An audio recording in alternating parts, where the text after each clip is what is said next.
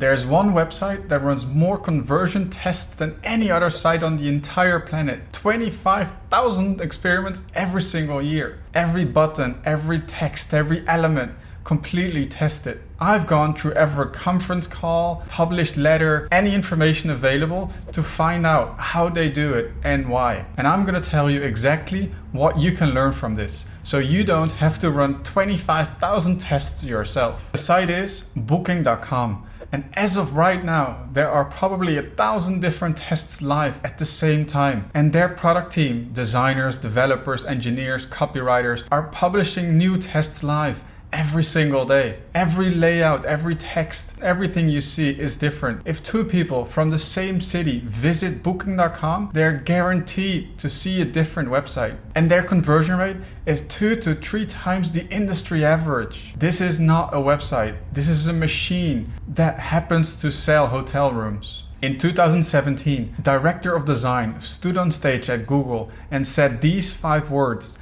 that made everyone uncomfortable. Throw out your roadmap. No quarterly planning, no prioritized list of features by the committee. This was Stuart Frisbee, and his point was, a roadmap is a list of assumptions of features customers want, but the test is what they would actually do. And these two things are profoundly different. At Booking.com, there are 150 designers that work in small cross-functional teams with product managers, designers, copywriters, and every team in the organization can run a test anywhere on the platform. And their rule is, if you can test it, test it. If you cannot test it, don't even build it. And that is what happens when you have 25,000 tests a year as your compass instead of a roadmap. Any employee at Booking.com can run an experiment on hundreds of millions of users. No approval required. There's no manager signing off. There's no committee to review. You broadcast your hypothesis to the company so your colleagues can question it. And then you just run it. But this works because there's a system. Anyone in the company can also kill your test instantly. A junior designer can kill the VP's experiment, not because he outranks them, but because the data might not become science. It's not the title that decides, it's the data that eventually decides what is worth testing and what is a success. Let me give you the best example of this culture in action. The CEO came to the company with a new logo. He presented it and the room liked it. Someone said, "Sure, I'll run a test on it." Not sarcastically, but just because it's the process they follow. The test ran, it did well, and that's why it stayed, not because of the CEO. In most companies, the highest paid person makes the decisions. But at Booking.com, this is not how it works. And in CRO, we call this HIPPO.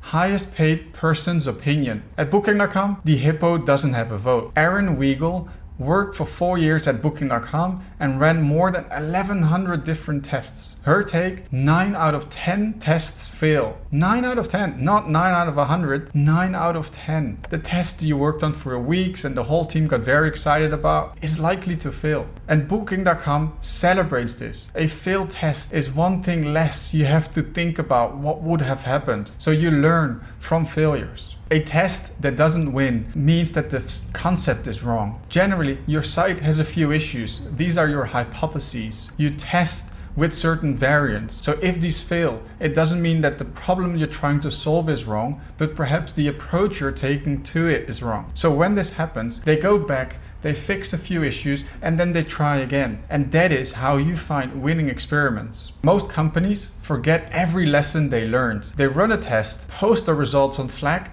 and then they kind of forget about it. A new team comes over 6 months later and they run the same test again. Booking.com set out to solve this. They've built an internal database that includes every success, every failure, every null result, so new teams can find exactly what has been run before. In the database, you search for hotel imagery and it shows you all the different tests that they ran. This way, the company grows in their knowledge of what works and what doesn't work. And if a team leaves, they don't take that knowledge with them. And this is probably even more important than a winning test. It's building the knowledge of the fails and the wins. So every next test is more likely to drive the business forward. Now, I want to tell you about one of the worst tests they ever ran, because this is where they had the best learnings. And it's probably going to change how you write your copy. The hypothesis was obvious. Travelers really care about the Wi-Fi speed. especially if you're a business traveler. So on the product cards, they added the Wi-Fi strength, medium, weak,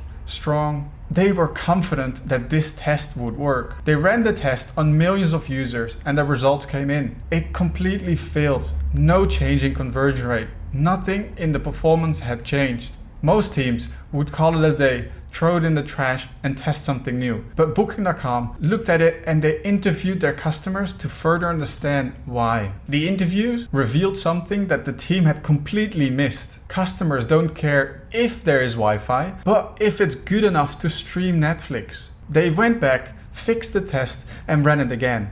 And now the results were astonishing. It was a complete winner compared to the control. So what turns out is that customers don't care about the specifics, MBs per second and a signal icon. What they care is the benefit. Fast Wi-Fi is a feature, but Netflix streaming without buffering is a benefit. Changing the way you approach these problems and write in the language that's attractive to the reader changes the conversion rate completely. Netflix finding was not a one-off thing. It was a pattern. Being specific always beats being vague. For hotels, toilet paper included outperformed every generic cleanliness claim. Charging outlet by the bed beats good facilities. Very good breakfast beats breakfast included. And this one, they had landing page copy that said, "Paris, here I come." The copywriters were proud of it. It felt warm, human, exciting. They tested it against just the city name, nothing else. Paris, Amsterdam, Barcelona, the city name won. Every single language tested. The copy team had spent weeks coming up with something clever, but the data said, just say where you're going. Specific beats smart,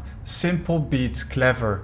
Every single time. And that is where 25,000 tests gets you. After millions of testing users, there were two things that stood out and survived everything. The first one is free cancellation. They tested showing this message in different places in the funnel. They're finding the earlier you show it, the better it works. This way, you're removing the anxiety of users starting their search rather than only improving the add to cart rate and the checkout rate. The second one is by showing unavailable properties. Booking.com is notoriously known for their urgency and scarcity message. Only 2 rooms left in this hotel. And by showing the unavailable properties, the unavailable message feels much stronger. Scarcity only works if it's real. Now, look at the actual site. This is where 25,000 different tests actually gets you. The homepage, one action. Just search. Nothing competing for attention. The search results, free cancellation in green, shown early exactly like the test found. Crossed out prices for anchoring, review scores broken down by category,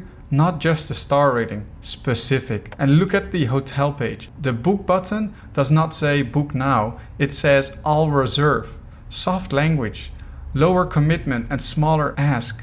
Every element on this page, someone tested it. Nothing is there because a designer thought it looked nice. Everything survived millions of testing visitors. There's also another side to the story. Different countries in Europe are suing Booking.com because the same machine that found out that Netflix labels and toilet paper specifics work also found out that anxiety converts. So all their messages about scarcity and urgency, all these countries are blaming Booking.com for not being true, and they're misleading their customers. If they're being found guilty, who knows? But what's important is that if you do any urgency or trust signals, make sure that they are real. Okay, let's wrap things up here. I think what we can take away from this is that most businesses should build an engine that optimizes the site continuously, and that the approach that's taken is data driven. It's not just the designer that thinks that something looks good or some opinions that are not generating actual performance. By testing everything on your store, you're able to improve your website's performance gradually and scale your business. What we've learned from Booking.com is that you need to be specific, write in benefits, not features. What does your customer get out of this? But also how to internally share all the findings from your winning but as well as losing tests, because these are questions you don't have to ask yourself anymore and allow you to focus on something else that's more likely to generate results. But of course, there's a downside to this too. You need to be specific, you need to be accurate, and you need to be honest. Don't fake any of these numbers. There's enough creative ways to come up with your trust signals that are actually valid. If you like these kind of breakdowns, definitely subscribe to the channel. And if you want to see more or want to know how to improve your conversion rate, feel free to reach out. We as a CRO agency have seen 300 plus e-commerce brands and have run hundreds of tests. Not like Booking.com, but we know what works. If you want to jump ahead and improve your business and scale to the next level, definitely reach out to us.